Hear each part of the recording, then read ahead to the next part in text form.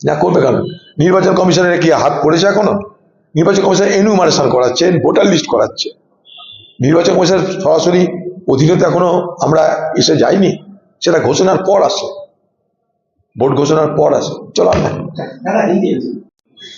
মুখ্যমন্ত্রীকে এটা দিচ্ছে, তোল্লা দিচ্ছে, মুখ্যমন্ত্রী সব ম্যানেজ করে করছে এগুলো যাতে হল্লা হয়, মুখ্যমন্ত্রী জন্য সব আতঙ্কিত, এসব করছে, জানে নাটক ফাটক হবে এখানটায়, তাই পুলিশকে বলছে তুমি একটু থেকো।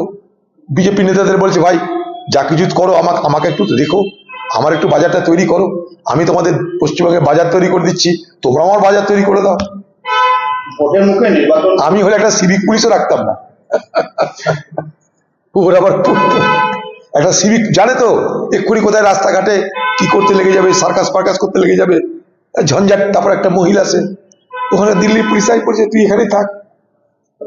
ভোটের মুখে কতজন মারা গেছে নাজিরাবাদে দিদি তার বললেন না, শুধু তাই নয়, নাজিরাবাদে কেন মারা গেল, কাদের দোষে মারা গেল, তারা কারা, অপরাধী কারা, তার জন্য কি করা দরকার, দিদির কোনো মাথা ব্যথা আছে?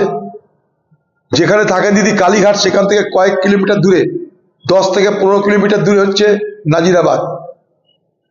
সেই নাজিরাবাদের মানুষগুলো আগুনে জ্বলে পুড়ে খাঁক হয়ে মারা গেল, দেহ নাই, অংশ নাই, কিছু নাই, ছাই হয়ে গেল, ছাই হয়ে গেল। দিদির তাতেও মাথা ব্যথা হলো না, দিদির তাতেও মাথা ব্যথা হলো না। সেই পরিবারগুলো সর্বস্ব হারিয়েছে, স্বামী ভাই সব হারিয়েছে, সেই পরিবারগুলোর কাছে যাওয়ার প্রয়োজন মনে করলো না। এবং আইন ভেঙে, নিয়ম ভেঙে তৃণমূলের লোকেরা, তৃণমূলের নেতারা পয়সা খেয়ে এই ধরনের গোডাউন করার লাইসেন্স দিচ্ছে, যেখানে দাহ্য পদার্থ ভর্তি হয়েছিল, অথচ তার বিপদ হলে সেখান থেকে আগুন নেবার কোনো ব্যবস্থা ছিল না। কোনো তদন্ত হলো? আমরা চাই বিচার বিভাগীয় তদন্ত। সমস্ত তৃণমূলের নেতারা এই অপরাধের সঙ্গে জড়িত আছে, বিনা তৃণমূলের নেতাই এই রকমের লাইসেন্স পাওয়া যায় না, বিনা তৃণমূলের সহায়তায় জলা জমিতে এমন বড় গোডাউন করা যায় না। নাজিরাবাদে দিদি যাওয়ার সময় পেল না, দিল্লিতে হাজিরা দিতে গেছেন নির্বাচন কমিশনের কাছে। দিদি নাজিরাবাদে নাই, দিদি দিল্লিতে নির্বাচন কমিশনের কাছে হাজিরা দিতে গেছেন। দিদির এই বহুরূপী চাল বোঝার চেষ্টা করবেন। দিদির দরকার ভোট, নাজিরাবাদের মৃত পরিবারের কাছে গিয়ে ভোট হবে না, শুধু মরেই গেছে। আর এসআইআর কাণ্ডে লোক দেখিয়ে ভোট হবে, কারণ মানুষ এসআইআর কাণ্ড নিয়ে ঝামেলায় পড়ে আছে। দিদি জানে কিসে লাভ আর কিসে ক্ষতি। নাজিরাবাদে গেলে প্রশ্ন হবে তাকে, তোমার রাজ্যে কি করে এগুলো হলো, তোমার কি প্রশাসন কিছু দেখে না? তোমার দমকল মন্ত্রী 32 ঘন্টা পর সেখানে গেল, জামা কাপড় ধপধপে চকচকে করে। তোমার দলের মন্ত্রী, তোমার সরকারের মন্ত্রী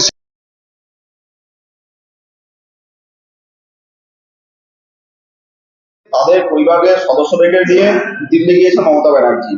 বঙ্গভবনের সামনে সোমবার সকাল থেকে দিল্লি পুলিশ ব্যারিকেড দিয়ে তাদেরকে ঘিরে রেখেছে। এই নিয়ে তীব্র ক্ষোভ প্রকাশ করেছেন মমতা বন্দ্যোপাধ্যায়।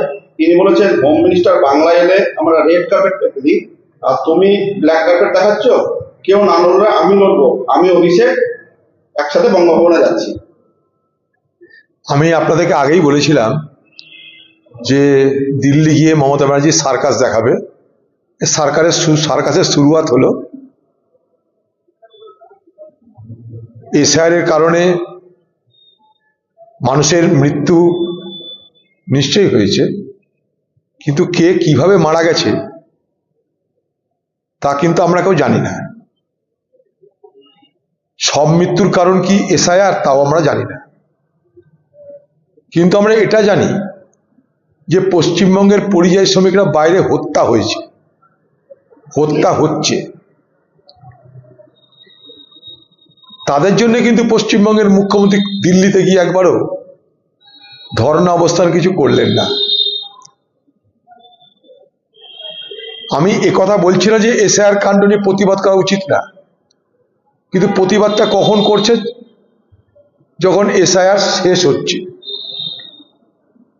প্রতিবাদটা কখন করা উচিত ছিল? যখন এসআইআর শুরু হচ্ছে। দিদির চালাকিটা কোথায়? আমি এখানে সব কিছু করে নিলাম, আমার সরকারের যারা প্রতিনিধি, যারা কর্মজীবী, তাদেরকে জায়গায় জায়গায় বসিয়ে দিয়ে মানুষ যাতে আরো ঝামেলায় পড়ে তার ব্যবস্থা করলাম। বিএলও থেকে আরম্ভ করে এআরও, এইআরও, ডিও, তাদেরকে যা নির্দেশ দেওয়া দিয়ে দিলাম। বাংলা জুড়ে এসআইআর বিপদগ্রস্ত, এসআইআর শুনানিতে যারা বিপদে পড়েছে, সমস্যায় পড়েছে, তাদের পাশে সরকার দাঁড়ালো না। এখন দিল্লিতে গিয়ে